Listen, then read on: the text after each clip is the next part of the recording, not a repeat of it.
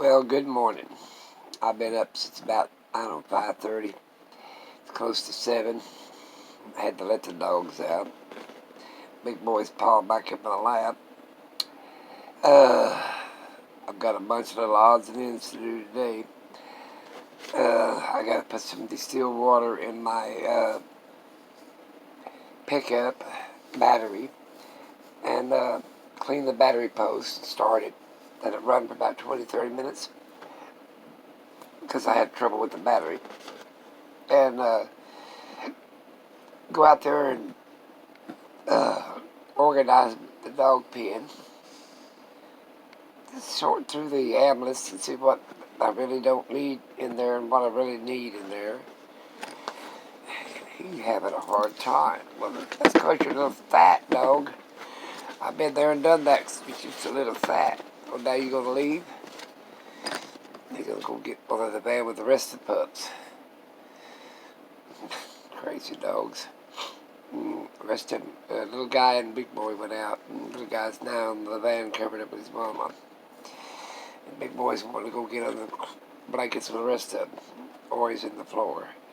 He got too old to try to jump up on the van anymore. But he's got his baby blanket on the floor. I got to sort through all the clean ones that I got. Put them in the ambulance so they'll have a baby blanket when they travel. They all have to have a separate one. Look at you. What are you doing, playing King of the Mountain? Like I said, I got so many odds and ends to do today. I'm going to cook pork chops tonight. Breaded pork chops. No, I'm going to use stuffed pork chops. Maybe I'll make a sort of a Mexican dish with the peppers and stuff on top of it. I don't know exactly what I'm going to do with them butterfly pork chops, but I'll do something. I just might do a pork chop with brown gravy and mashed potatoes or baked potato. I like baked potatoes. They're easier to fix. You should see it. Get on down there with the rest of them people. Well, people, dogs. Oh, I've been watching everybody else's video this morning. We're going to have a hangout tonight around 6. So, show up. We'll talk about everything. Now, tomorrow night, Sunday night, I don't have a hangout, but I'll have a video. I'll put a video up. Sunday, I leave that open for the Lord. We had a great one last night. We sure did. Had a lot of people show up. I'm around 2,050 watch hours. So I ain't got quite my 4,000, but I'm working on it. Boy, what, little big boy, what is your problem? Come here, back to Daddy. Come here. What's the matter with you? You're not satisfied this morning. Something's up, he says. He said they've got all the blankets. Well, hey, baby girl's laying on 2 of them. One of them's yours. Dogs are spoiled rotten. I've got to sort through the towels. Come think about blankets. I got to get their blankets in that ambulance. I got to get some towels in that ambulance. Washcloths. I use them fiber towels. Fiber, cloth. Like you wipe down your car that you clean your car with. I use them because they dry so much faster. And that's another thing. When you're traveling, you don't want wet clothes or wet towels because then they'll mold. I usually let them out in the sun, let them dry, even though they're dirty. I want them dry, so then that way when, you put them up to be washed, maybe take 2 or 3 days, they won't mold. And that gives off, I don't want no mold in there. Let's see. Did anybody go Black Friday shopping? I didn't. I just went and bought that pen for the dogs. But I didn't go any Black Friday shopping. Yeah. I don't really need anything. Boy, I looked over to Walmart, the Target store, the Dillard's and all that. Man, they were just piled in there by the herd. Lowe's was not crowded. It probably had 50 people in that great big old store, but if it had that many. A lot of them, 20 of them was employees, so it didn't have that many people. Of course, I wore my mask and gloves, got prepared. But I didn't realize it was really Black Friday till I looked over at the Walmart store. Oh my God. My son said, "We need anything from Walmart?" I said, "No, not today." If I did anything, it'd be Cyber Friday or whatever they ordered online. There's just a whole bunch of things that got to take place. Chris has got to go to the doctor the 30th, and so we'll leave after that. If I decide still to go, I want to go, but that's 1,100 miles. It's like 2,200 miles round trip, something like that. You leaving me? He said, "Yes, Daddy, I'm leaving." He wants me to scratch his old back. You gotta watch these. He has to keep him from getting too fat because he's got Dotson in his bloodline. His mother was their mini pins are bred with Dotson is Egyptian, the small Egyptian greyhounds 50,000 years ago. So he came out like an old Dotson, looking like an old Dotson. The little guy, he looks like a mini pin with a Chihuahua head. Of course, Ori's full-blood Chihuahua, and she's full-blood mini pin. But these crosses, you're liable to get anything back in the ancestry. Yeah. That's what you're liable to get, anything. They say crossbreeding makes a healthier animal, you know. Because a lot of times when they're in the same breed, a Chihuahua, well, way back in their ancestry, they could have been basically kin to one another. Crossbreeding, that's why you ain't supposed to marry your seventh cousin. You're supposed to marry way out there. Like I said, my ancestors have been over here since 1636, and I married a Jew woman, a Jew. Her mom and dad came from Austria. So, and like I said, when you get out of a lot of small towns, while I'm talking about this, they're usually kin to everybody in town. If you go to a real small town, isolated probably 100 miles from a big town, everybody in that town's kin to one another. They might be third cousins, but they're kin to one another. And that hurts. Like I said, their family tree ain't that diverse. Yeah. Especially now if they got a religious background or whatever. You know, Pentecostals used to, they marry Pentecostals. Jehovah's Witnesses marry Jehovah's Witnesses. Well, that even slims it down. You know, Puritans, they marry Puritans. It just keeps that tree looking like a stump. Yeah. I've even heard in this town here that I live in, some of these people have married their first cousins. Yeah. Like marrying your own damn sister or some shit. Crazy ass people. But then,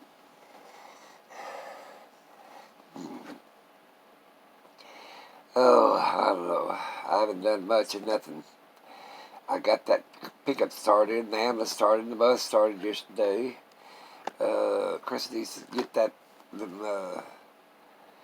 welders out of that car, because in case we have to go rush and pick up something else before we leave. I told him not to. We're supposed to have a meeting on the 2nd or the 3rd of December. I think it's the 3rd. A big auction. And I said, "Well, Chris, we might have to skip this auction because I don't want to be running somewhere and picking up something, then running it back when I want to go travel somewhere." Yeah, that's what you got to do. Like, I get to go to a lot of different states, but now I just want relaxation. And that's, to me, it's fun sometimes. Let's say you go to Missouri. and from Oklahoma. Well, you go up there and you spend a day getting up there. Then you spend the night, run around, go see what you pick up, whatever you got to pick up. But then you'll take a day or so to run around, see, and maybe 2 nights in a motel. Sometimes I don't pick it up. It's what I'm leaving, get till I'm leaving. But then you're already there, so you might as well see the museums and see anything else that's exciting in that town or in the close to that area. That's what I do. But then if I go to Arizona, I don't want to be picking up anything on the way there or back, either one. You know, 'cause I got my dogs with me and I got everything else with me, and I just don't want to take up any room putting something else in there, like you know, you pick up anything. Like I said, we pick up air compressors and generators and welders and all kinds of mainly construction equipment. That's what's selling right now on the auctions. And then you wait to spring, hold it to spring, and everybody's needing a cement saw, or they're needing a brick saw or something like that for construction. Maybe they're needing a one of them mini cat tractors or something like that. So you can about double or triple your money. Like if you paid $1,000 for something, you're allowed to get, if you hold on to it for, let's say, 4 months or 3 months to a spring, if it's construction equipment, you can get 3 times your money. You can get $3,000 out of it, and that's still half price according to or less than half price for most people. Like I told them, if we get it cheap enough, I pass it on because I don't want to sit there and hold a lot of inventory. Yeah, that's like I said. Because your power is in buying. Buying in bulk, like 7 or 8 generators at a time, paying $300 for 7 generators. Well, you can get 200 a piece, like popcorn, all day long. But if you sit there and say, well, I want to get $350, $400, and the thing's going to cost $500 new, and you want $450 for it, you're going to be hanging on to it for a while. I just pop it on out there and make me some money real quick. Of course, everybody knows how to do their own finances, for God's sakes.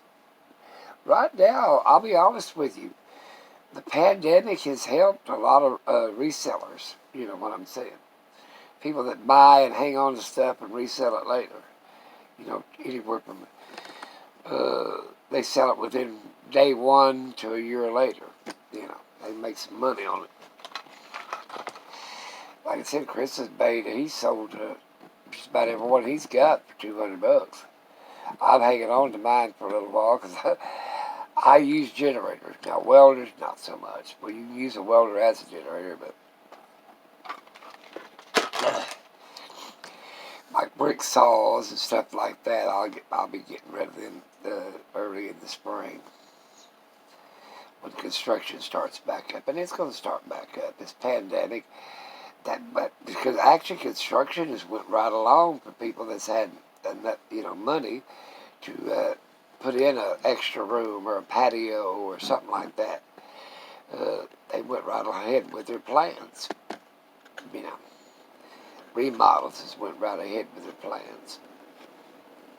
Yeah, that's what I've done.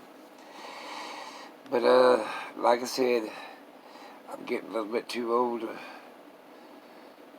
That light was the way it was looking. It looked like it was bent or broke, but it wasn't. It's one of them collapsibles. But a lot of people, they just, there's ways to make money. You can buy and resell. You can have an Etsy shop. You can have a buyer's guide ads. You can put all kinds of stuff in. And then a lot of my people here locally, they know I come up with a lot of stuff. They'll call me and see if I got this or I got that. And I'll tell them, yep. They say, well, you're cheaper than anybody else in town. I'm getting too old to even run any kind of side businesses and stuff. But it's good for my son and my kids. They've learned to, even my granddaughter. I showed her how to buy stuff, when she got that separation and resell it to make. And my oldest daughter, that's the way they make a lot of extra money. If you got a little money into it and invest, you could, and you watch what you buy, because you want to buy stuff that's popular, that's resellable. You know what I'm saying? There's a difference in buying for yourself. Like these generators, I bought them for myself. You know, I've got 5 of them or so. Let's see, 1, 2, 3, 4, 5, about 5 or 6 of them. Got the broken one. Tree fell on, but you never. I've got property. Sometimes I go and instead of turning the power on it, I'll just start a generator up because I don't want to start the power up. You know, call the power company, get it on there, do whatever I need to be done, remodeling or whatever, or anything, just staying over the night or 2 or 3 days, and then when I leave, call the power company, turn it back off, and send me a bill. Well, that's a lot of damn work. This way, I'll just start a damn generator and leave it in the garage or wherever. I don't have to haul it around with it. I'll just leave it there at that property. That's what I plan on doing. Of course, I'm getting up there in age, and now everything's not important. I'm thinking about myself. But my granddaughter, she made a pretty good living for her and that newborn baby, just selling stuff on eBay. Like I said, it was better than that, and then turn around and just give her the money. Excuse me. Housewives need to be thinking about that. They know what other housewives want. You know, you can make some pretty good money selling baby clothes. Now, she did a pretty good job of selling baby clothes and baby equipment. You know what other people want. You know, like that little bassinet thing and all this other stuff. My granddaughter did real good selling off some of the stuff that she'd got for presents. After the baby outgrew it, she sold it back for eBay. Like a real good stroller would cost you a couple $100, and she'd sell it for $75. They pay the shipping, which they still made great money because stuff was like brand new. It's like baby clothes, you know. And I'll tell you, baby clothes that like represent a college or represent a town or whatever, they sell real good, you know. Or nice sayings, you know, Daddy's Angel or Mama's Big Man or whatever, you know. You'd be surprised how easy some stuff sells on and you can have your own Etsy shop. You can have your own, you know,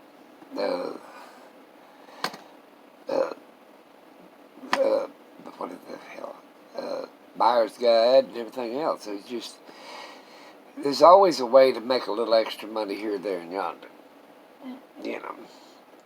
And if it never buy something, in my opinion, that you couldn't really use yourself.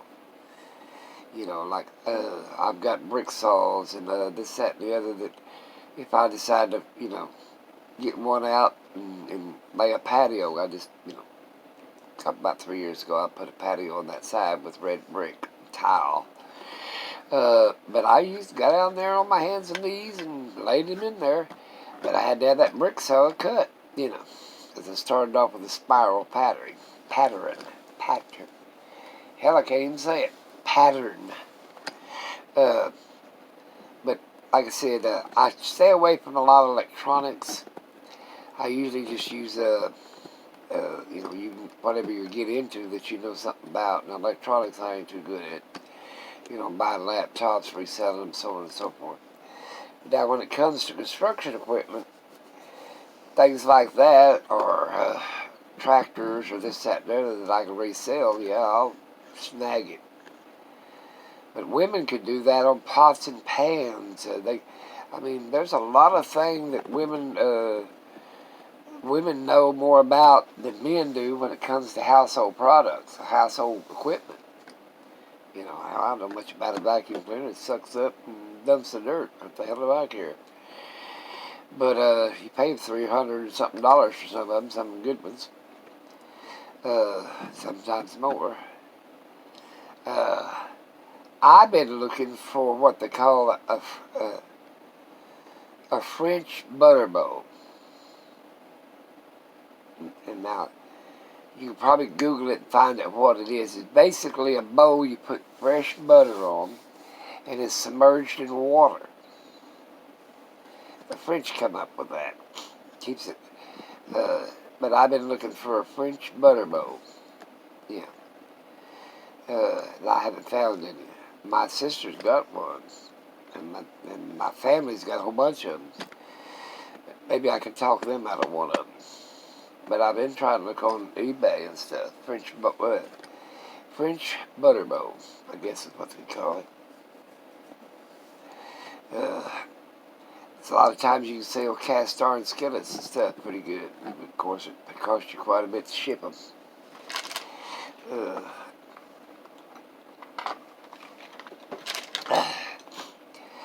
But like I said, there's always a way to make money through this pandemic.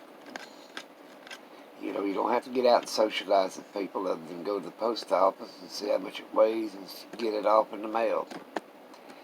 You know, protect yourself when you go in there. They're behind a plastic screen anyway.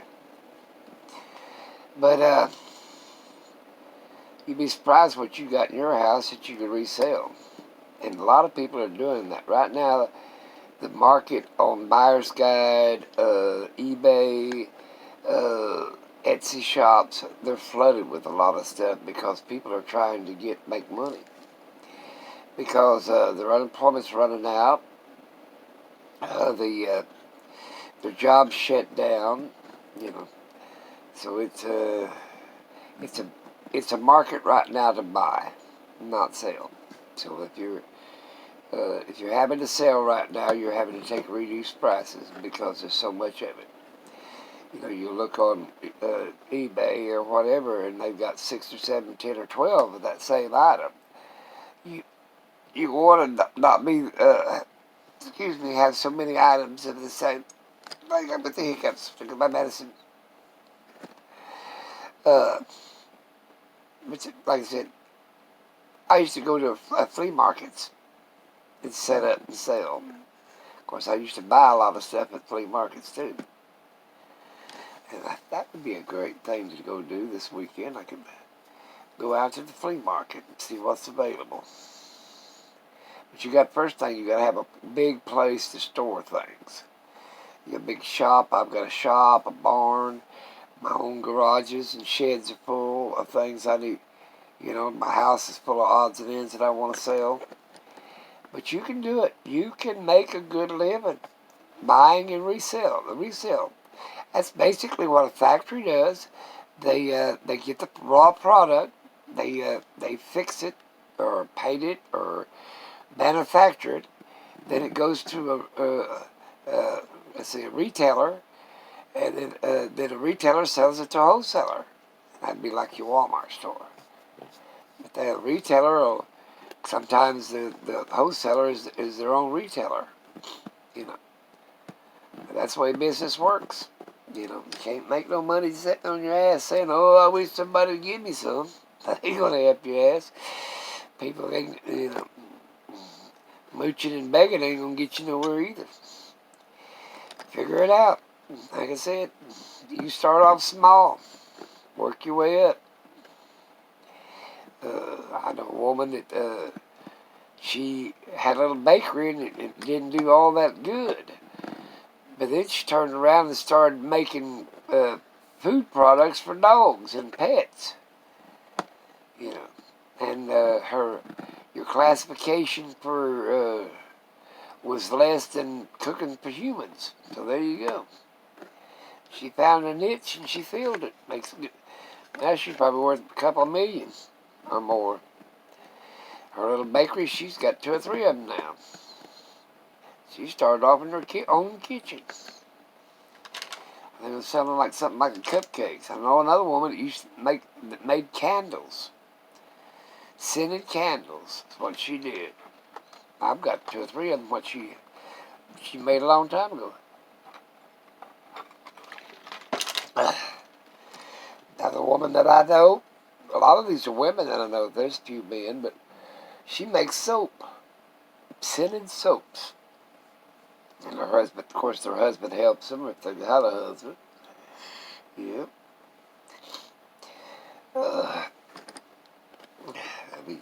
Let's see, what else?